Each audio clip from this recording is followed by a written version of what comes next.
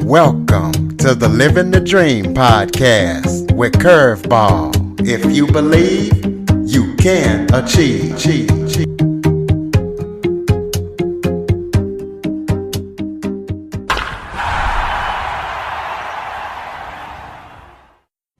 Welcome to the Living the Dream with Curveball podcast, a show where I interview guests that teach, motivate, and inspire. Today, I am joined by writer and published author, Kern Carter. Kern is out to prove that the writers are the real superstars of pop culture. Kern has dreamed about being a superstar ever since he wrote his first book at 8 years old, and now he has deals with some of the biggest publishers. So we're going to be talking to him about how he did it and his story. So Kern, thank you so much for joining me today. And thank you for having me. It's a pleasure. I'm really excited about this, actually. Why don't you start off by telling everybody a little bit about yourself? Yeah. So I mean, you said a good amount in your intro. I'm an author. I'm a writer. I've been full-time writing for about a decade now, and I think for me, like it's really difficult for me to separate who I am from what I do. Although I think that's important that you do that. But I really do feel like I am a writer. That's part of my soul. That's part of who I am. Like you said in your intro, I've been writing since I was 8 years old, and I've been dreaming about the life I have now for a long time. So, yeah, I'm someone who really enjoys what they do, and I'm very blessed and fortunate to be able to do that and make a living doing it. So. Well, tell us about that first book that you wrote at 8 years old, and why you got started in writing, and how was you dreaming about being a superstar at that age? Yeah, great question. So the book was called The Battle. And it was like, think about the Lion King with like talking animals and stuff like that.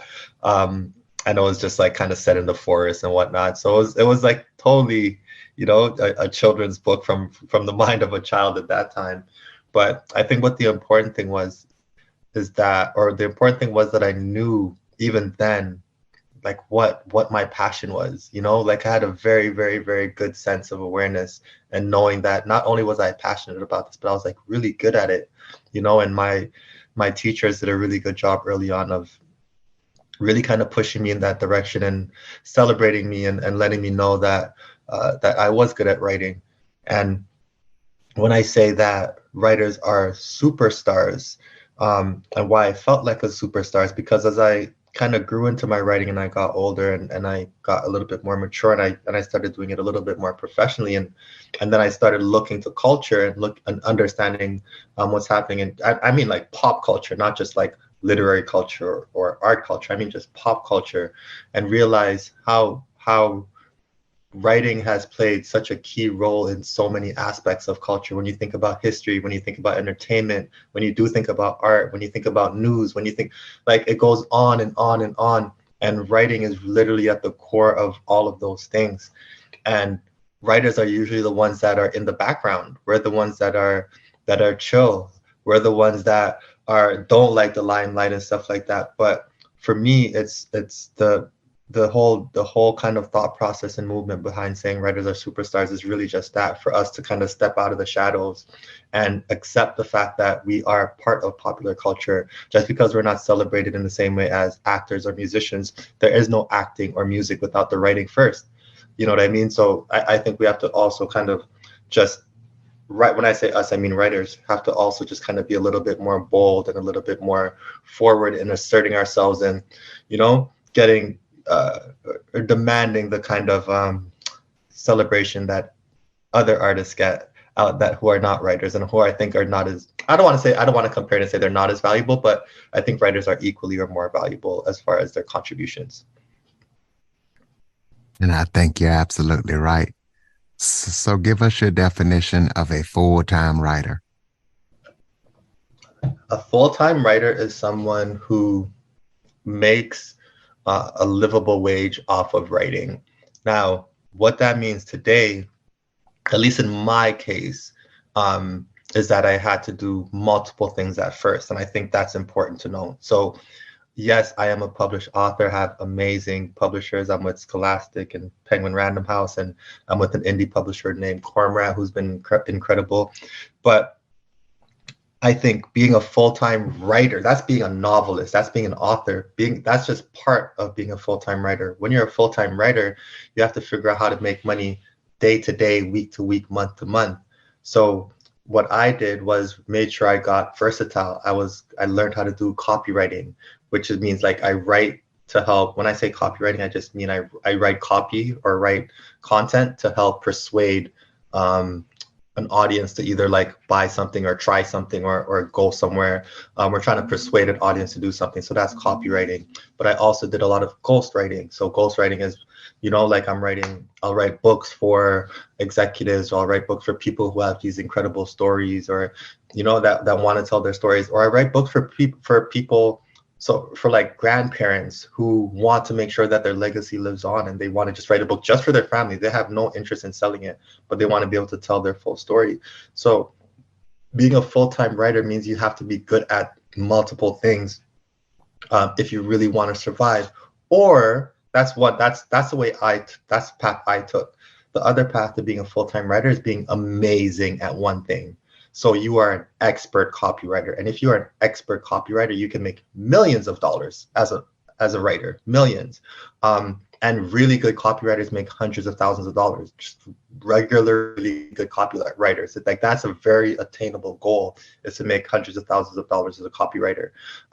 Especially if you start narrowing it down and get more specific in your writing, like advertising copy or marketing copy, or like whatever you're doing, landing pages for people. Like if you get into that game, or you're very specific at what you, or very expert at what you do, whether that's copywriting, whether that's ghostwriting, whether that's marketing, whatever, if you can get expert at what you do, then you could also make a lot of money doing that as well. So, and for me, my path has been kind of spreading myself wide at first and being broad, because when I started figuring out, or when I first started trying to figure out how to make money as a writer, this was in 2008, right? The information just wasn't as readily available as it is now. There was Instagram didn't start till 2009, I believe. So imagine that. This was pre-social media for the most part. Only Facebook was present.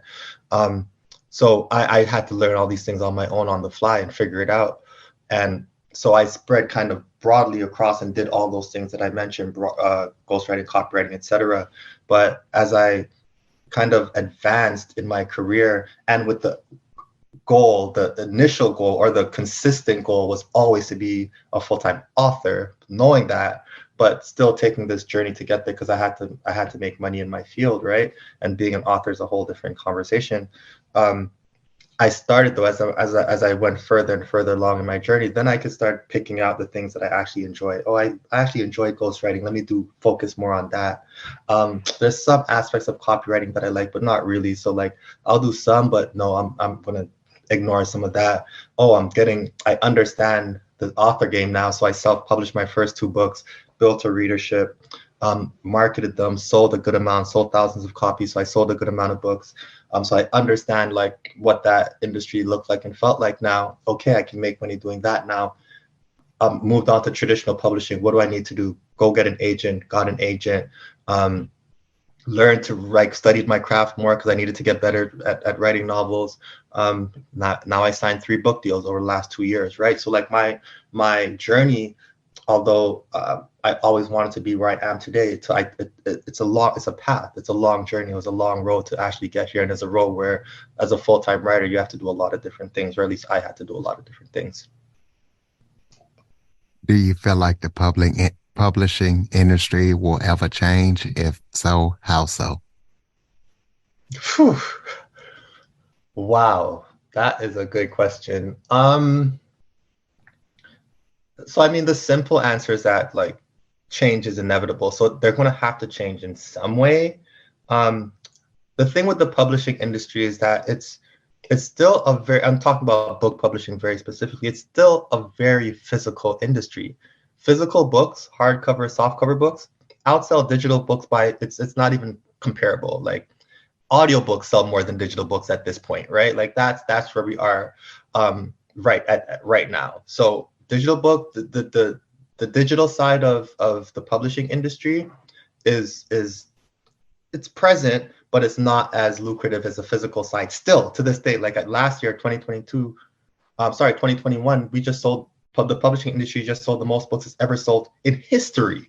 Like physical books, like not digital, physical books that it's ever sold in history. And I'm saying that to say that if something is working, why would they change? Like nothing is forcing their hand, right? Their industry is still the same as it was 150 years ago, 200 years ago. Like they're still selling the same product, so they don't feel like they have to change, right? But so what I was saying about the publishing industry is that they don't feel, because they're still heavily physical, they don't feel they have to change. But with audio becoming what it is, and with podcasting and audiobooks starting to blur, like what is the difference between a podcast and an audiobook? Like that line is starting to blur. I think that will start leading them to change the way the industry is, from like the way it kind of functions and operates and delivers its product. I think that's the only thing that will make it change, because if it's not monetary, it's not going to force them to change. The industry's not going to care. Now, from a social perspective, I mean, the stats just came out today, not today, sorry, just came out recently again, and the industry is still largely white. You know, it's still 70-80%, not even so, it's like 80% white still, right?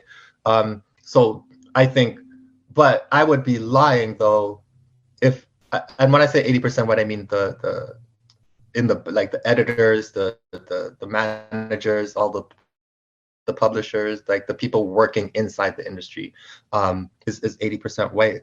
So, but I would also say that in the last couple of years, I have noticed that there has been at least an effort to open the industry up to more of diverse voices. And I've seen agents and editors say, hey, I will read your first 15 pages, but only for BIPOC folks. Or I'm accepting submissions, if I'm an agent and editor, I'm accepting submissions. I'm specifically looking for these stories from Indigenous women or something like that. So I've seen much more of that. Now, how much of that is like national or international or global and is really penetrating the industry, I wouldn't have.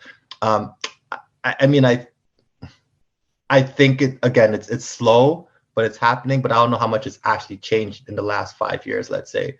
Where do I think it's going? I'm hoping that just keeps going, because the stories just get more interesting if they're more diverse. I think that's just like a very basic kind of premise. Like if you give different people opportunities other than the people who already have opportunities, then you're going to get a different outcome. And I think where the publishing industry was really afraid was that they, for a long time, and even still to this day, possibly their main target was always like a 50-year-old white woman, right? Like that's who they think is their main reader. That's who they thought for a long time was their main reader. So if anything deviated from that readership, or from that ideal reader, then they were a bit nervous about those things. So they would do stuff, or they wouldn't do stuff like put a Black person on the cover of a book because they think the book will sell less, right? Stuff like that. Now, again, those things from what I've seen have changed. Like the cover for my upcoming book coming out, called And Then There Was Us, is going to have a Black girl on the cover. I've seen other books do sell well with Black women and men on the cover, so, or boys on the cover. Like it's changing. But again, unless there's monetary reasons for the publishing industry to change, I don't see like a dramatic shift happening, except with the caveat being that I think audio has a chance to disrupt it in a way that I can't exactly see yet, but I feel like it's such a differentiated experience in reading a book, that I think it might actually shake the industry up a little bit. Well, tell us about your books. Tell us what readers can expect when they read them and where we can get them from. Well, I'm going to start in order. I'm going to start with Thoughts of a Fractured Soul, because that's my first book and it's my baby and it's the one I love the most, just because. And that one is, because it was my first book, it's actually a novella. It was very much kind of based on my life at the time. Like, the story's about a young boy who has a kid when he's a teenager, and like all the dreams and ambitions that he's had, he kind of sees those slipping away from him, and how does he deal with it? And the story does not have a happy ending. I'll kind of spoil it like that, but it also doesn't have a sad ending. It just has like an ending, and I think that one was a really powerful story for me. And because I was forced myself to be creative. I told the book, and it's called Thoughts of a Fractured Soul because excuse me, I tell the book in literally like thoughts. There are these 2 paragraph or 3 paragraph blurbs that feel random. The book is not in any kind of linear order. You have to literally piece the stories together to get to understand the full book or the full story. So it's written in thoughts, and I really feel like it's one of my more creative books. So that's Thoughts of a Fractured Soul. The next book I wrote was Beauty Scars, and this is another self-published book. And Beauty Scars is essentially, it's a love story. I mean, that's the simplest way to put it, with these 2 teenagers who lived on different sides. One came from a very small town north of the province I live in Ontario, and then the boy character came from the city of Toronto. So it was kind of like a love story about how they met up, and then they're actually dreaming about each other first, then they met up, and then they kind of fall in love, and I tell that story.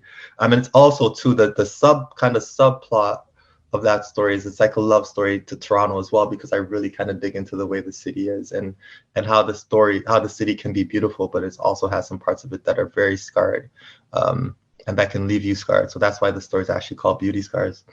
And then the book that's out right now is a book I'm probably most proud of, because it's a book that I had to deviate's a wrong word, where I had to like imagine the most. So it's a book that is furthest from my life. The first 2 books there, the first book was definitely like Thoughts of a Fractured Soul was like a lot really close to my life.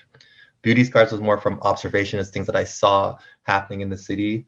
But Boys and Girls Screaming, my book that's out now, is really just imagination. Like, it's just a story I imagined and thought would be really cool to tell. And it's about a group of teenagers who have all suffered trauma in some kind of way.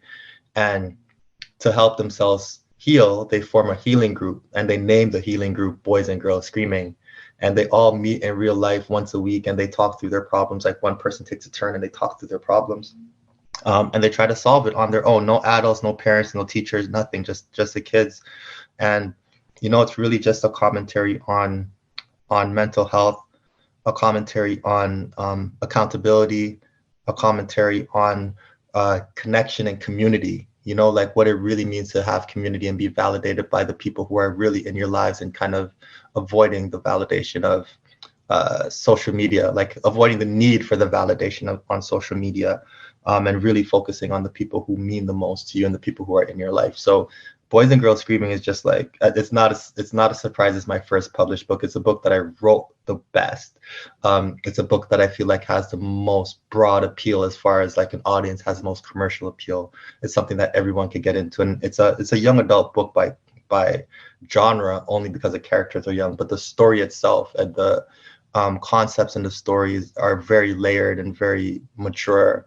So there's a very surface story you could read, and you'll enjoy it. It's fun. It goes up and down. The ending is crazy, but then when you start peeling it back, there's so many layers that you could dive into. Like I'll give a quick example. Like the one of the main characters, her name is Candace, and that's who the main voice of the story is. It's told through Candace's eyes.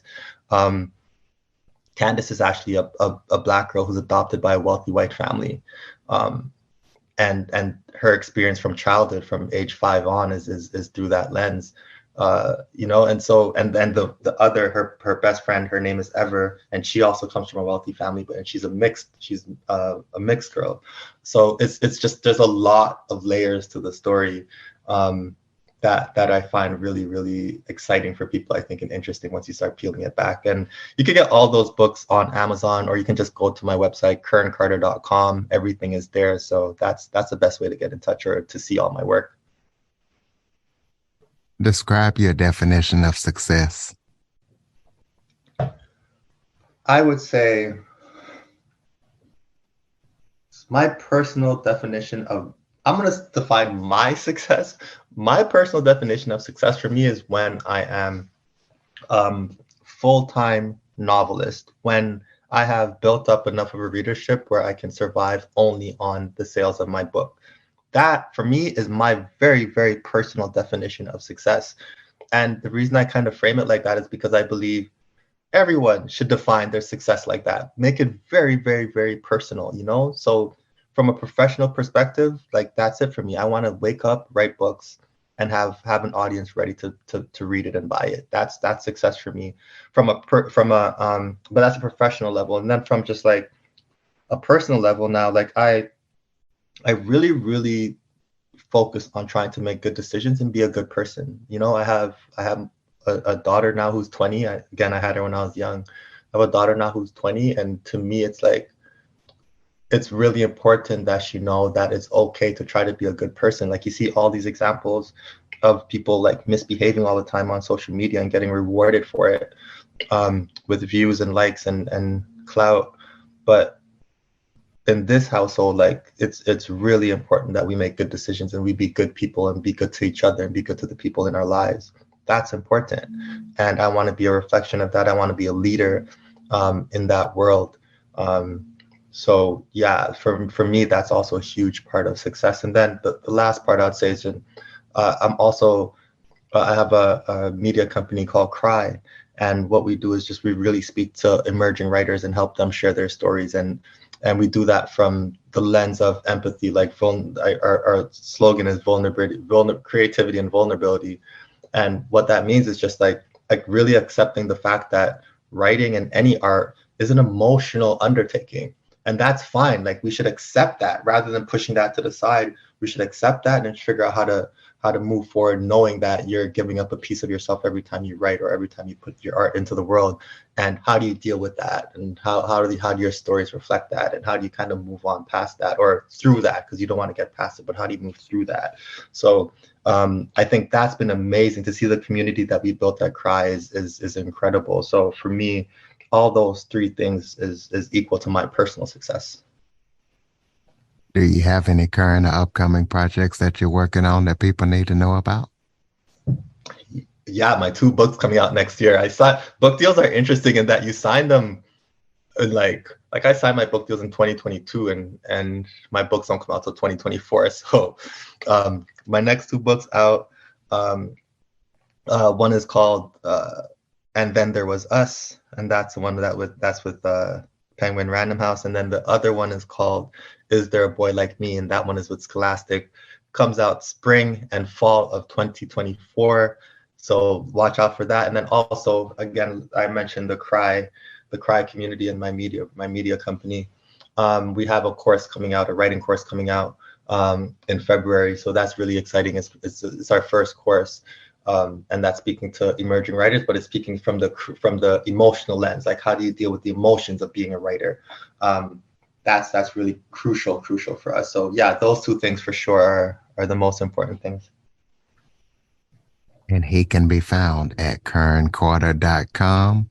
Close us out with some final thoughts. Maybe something I forgot to touch on that you would like to talk about, or just any final thoughts or words you have for the listeners. Yeah, I mean, I would say just like really define your own path, you know, like I just told you how my path went, and I'm very deliberate in saying that this is my story and this is the path that I chose, or this is the way that it went for me, because I think you need to define your own path. So like, listen to what I said, pull pieces of it that make sense for you, but then take that and adapt it to your own life and make your own decision and follow your own path, because success is different for everybody. You know, you could do exactly what I did and come up with a totally different outcome. So follow your own heart, define yourself and define success for yourself, and don't let anybody kind of control that for you, is what I would say. Well said, ladies and gentlemen. KernCarter.com. Please be sure to follow, rate, review, share this episode to any aspiring writers you might know. Share this episode to as many people as possible. If you enjoy this show, please be sure to tell a friend. You have any feedback, hit me up, cjackson102 at cox.net. Kern, thank you so much for joining me today. Thank you, Curtis. It's been a pleasure. For more information on the Living the Dream podcast, visit www.djcurveball.com. Until next time, Stay focused on living the dream.